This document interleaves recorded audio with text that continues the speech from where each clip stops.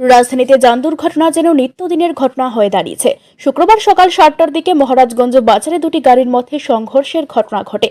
তবে সৌভাগ্যক্রমে কোনো হতাহতের খবর পাওয়া যায়নি, যদিও গাড়ি দুটি ব্যাপক ক্ষতিগ্রস্ত হয়েছে। রাজ্যে প্রতিদিন কোথাও না কোথাও যান দুর্ঘটনার খবর শোনা যায়, কখনো আহতের খবর, আবার কখনো প্রাণহানির ঘটনা।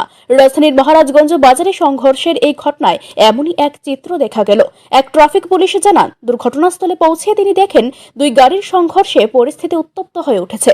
চালকদের মধ্যে তীব্র বিতণ্ডার মধ্যেই লরি চালক পালিয়ে যায়। সকালবেলা 8টা থেকে একটা খালি বায়ুর সম্মুখী তো ড্রাইভার আমরা হাওয়াটা আমরা ঠিক মতো তুলতে পারছে না, গাড়ি স্টার্ট করছে, স্টার্ট করে বায়ুর সময় দু জায়গায় বাড়ি মারছে কি গাড়ির মালিকের কি পাওয়া গেছে? না, গাড়ি মালিক ড্রাইভার আসলে লোকাল ড্রাইভার ফিরে গেছে। আমরা যতদিন গাড়ি ফটো দিলাম দিতে পারেন।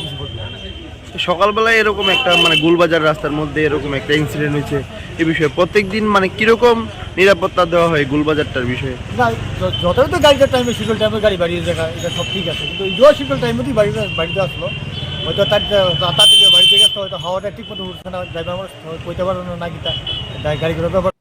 ক্ষতিগ্রস্ত একটি গাড়ি চালক জানান, সকালেই আমার গাড়িতে একটি লরি এসে ধাক্কা মারে, এতে আমার গাড়ির প্রচন্ড ক্ষতি হয়। এরপর লরি চালক পালিয়ে যায়।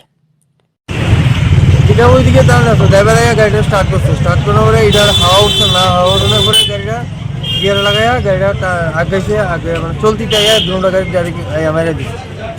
আপনার কি গাড়ি লাগছে? আপনার গাড়ি তো লাগছে। আমার গাড়ি তো লাগছে, এই গাড়িটা তো লাগছে, এই গাড়িটা লাগছে, দুটো গাড়ি। কেউ ব্যথাটা পাইছে না, এমনি কেউ ব্যথাটা পাইছে। এই কোনখানে গাড়ি? এটা চিলানি ঘটনা, তারপর ছুটে গেছে গাড়িটা কোনখানে? মেলা করে এটা এদিকে কোন জায়গা জানি, এটা মাল নিয়ে আইছে। আচ্ছা, আসলো, তারপরে ড্রাইভার স্টার্ট করছে, হাওয়া না উড়াইয়া গাড়ি স্টার্ট করছে। আপনার গাড়ি ক্ষতি হয়েছিল? আমার গাড়িও ক্ষতি হয়েছে, তারপরে এইটাও ক্ষতি হয়েছে, দুটা গাড়ি ক্ষতি হয়েছে কম বেশি। আপনার নাম? জিতন বণিক।